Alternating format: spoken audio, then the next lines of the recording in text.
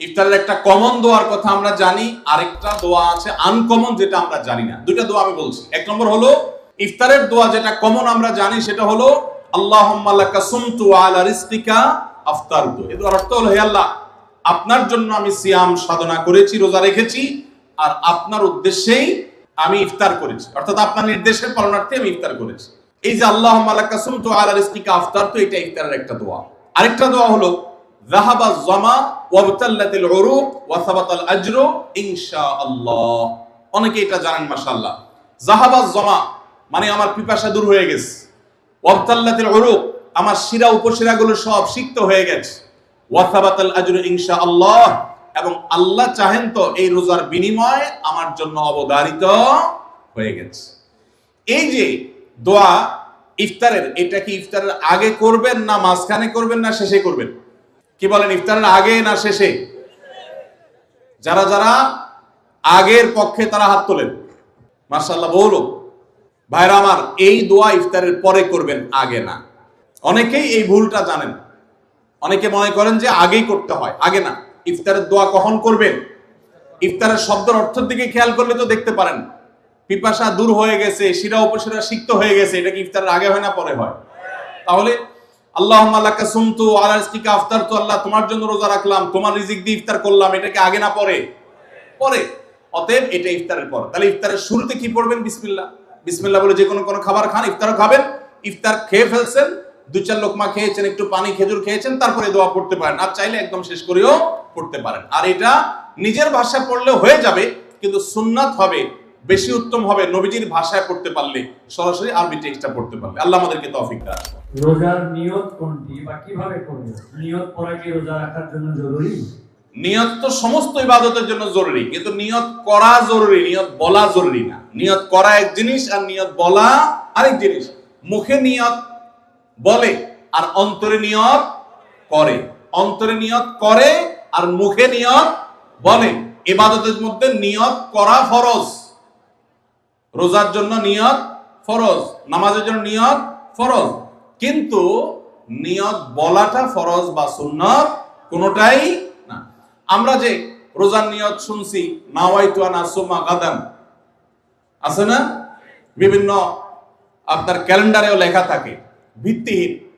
নবী করিম সাল্লাল্লাহু আলাইহি সাল্লামের কোন জয়ীফ জাল হাদিসেও এরকম রোজার কোন নিয়তের কথা কোথাও বর্ণিত হয় নাই। ইসলামের নামে নকল আমল করলে সওয়াব হবে না গুনাহ হবে? খবরদার। এই জন্য আমরা মেহেরবানি করে, আমি কি জন্য ভোর রাতে উঠছি? সারি খেতে উঠছি। সারি খেতে উঠছি মানে কালকে রোজা রাখবো, এটাই তো আমার নিয়ত। মনের ইচ্ছা আছে, ইন্টেনশন আছে, এটাই নিয়ত। মুখে আলাদা নিয়তের উচ্চারণ দরকার নাই।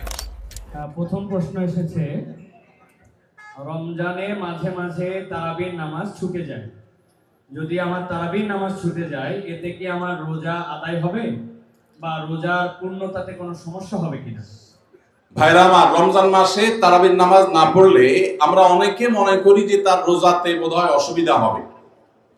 এটা সম্পূর্ণ ভুল ধারণা। তারাবি একটা ইবাদত, রমজানের রোজাটা আরেকটা ইবাদত।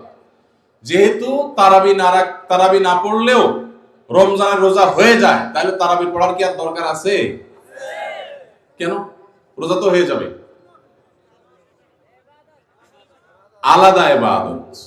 রোজা রাখা একটা ইবাদত, তারাবি পড়াটা আরেকটা ইবাদত। নবী করিম সাল্লাল্লাহু আলাইহি সাল্লাম একই হাদিসে দুটি কথা বলেছেন, মান কামা রমাদানা ঈমানান ওয়া ইহতিসাবান গুফিরা লাহু মা তাকাদ্দামা মিন যামবি। একই হাদিসে বলেছেন, মান সামা রমাদানা ঈমানান ওয়া ইহতিসাবান গুফিরা লাহু মা তাকাদ্দামা মিন যামবি। যে ব্যক্তি ঈমান এবং ইখলাসের সাথে রমজানের রোজা রাখবে, আল্লাহ তার পূর্বের গুনাহ মাফ করবেন। যে তারাবি পড়বে, তারও পূর্বের গুনাহ মাফ করবেন ইনশাআল্লাহ। এজন্য ভাইরা, তারাবির নামাজ পড়তে হবে, এটা সুন্নাহ, গুরুত্বপূর্ণ সুন্নাহ, সাধারণ সুন্নাহ না। নবী সাল্লাল্লাহু আলাইহি সাল্লাম ছাড়েন নাই, সাহাবীরা ছাড়েন নাই। কোনো ওযর ছাড়া তারাবি ছাড়া যাবে না। জামাত ছুটে গেলে একা একা হলেও পড়বেন, কিন্তু কোনো কারণে পড়তেই পারলেন না, সফরে আছেন, ট্রাভেলে আছেন, বাসে ছিলেন, ট্রেনে ছিলেন, নাইটে সফর করেছেন, তারাবি পড়তেই পারেন নাই, ইনশাআল্লাহ আপনার রোজা হয়ে যাবে। তাই বলে তারাবিকে অনেকে অবহেলা করেন আজকাল, যেটা তো সুন্নাত, না পড়লে কি? এই অবহেলাটা আরেকটা দোষের। তাহলে আমাদের মধ্যে দুইটাই সীমা লঙ্ঘন। কেউ মনে করেন তারাবি না পড়লে রোজাই হবে না, এটা হলো বাড়াবাড়ি। আবার অনেকে মনে করে তারাবি না পড়লেই বা কি, এটা হলো ছাড়াছাড়ি। এই বাড়াবাড়ি এবং ছাড়াছাড়ির মধ্যে আমাদের থাকতে হবে। আল্লাহ আমাদের তৌফিক দান। একজন রোজাদারের জন্য রমজানের প্রতিটি দিনের আমলের রুটিন কি হবে, কিভাবে সে তার রোজা কাটাবে? মাশাআল্লাহ, আমাদের একটা নতুন বই বের হয়েছে এবার, সেটা হলো মাহে রমাদানের 27 আমল।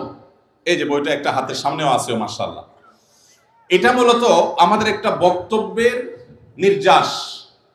এর আগে সোনাইমণিতে একটা বক্তব্যে আমরা মাহে রমজানের উপরে একটা গবেষণা করে 27টা আমল কোরআনের আলোকে বের করেছি, সেটা উপস্থাপন করেছি, পরে এটাকে বই আকারে আনা হয়েছে। এখানে রমজানে আপনি কি কি করবেন তার সবগুলোর তালিকা দেওয়া আছে। অতএব এটার আলোকে আপনি আমল করতে পারেন, চাইলে ভিডিও বক্তব্যটা শুনে নিতে পারেন। একবার সকাল থেকে রাত পর্যন্ত একটা সুনির্দিষ্ট রুটিনের মধ্য দিয়ে কাটাবেন। আর কিচ্ছু করতে পারেন না পারেন, শুধু একটা কথা বলে যাই, রমজান মাসে ফরজ রোজা রেখে অন্তত কোনো প্রকার হারাম কাজ, গুনাহের কাজ করবেন না। বাস এটুকু যদি করতে পারেন, ইনশাআল্লাহ আপনার রমজান সাকসেস। চেষ্টা করা যাবে না ইনশাআল্লাহ? একটা কাজ যদি করতে পারেন, আপনার রমজান ইনশাআল্লাহ সফল। সেটা হলো ফরজ রোজা রাখলেন, 5 ওয়াক্ত নামাজ তো ফরজ পড়বেনই, ফরজ কাজগুলো করলেন, আর গুনাহ থেকে বেঁচে থাকলেন। কোনো হারাম কাজ করলেন না, ঝগড়াঝাটি করলেন না, মিথ্যা বললেন না, চগলখড়ি করলেন না, গীবত করলেন না, কাউকে ঠকাইলেন না, 2 নম্বর কাজ করলেন না। এই গুনাহমুক্ত যদি রমজান কাটাইতে পারেন, আপনার রমাদান সাধনার সার্থক ইনশাআল্লাহ। আল্লাহ তৌফিক দান। আসুন্নাহ ফাউন্ডেশন, উম্মার স্বার্থে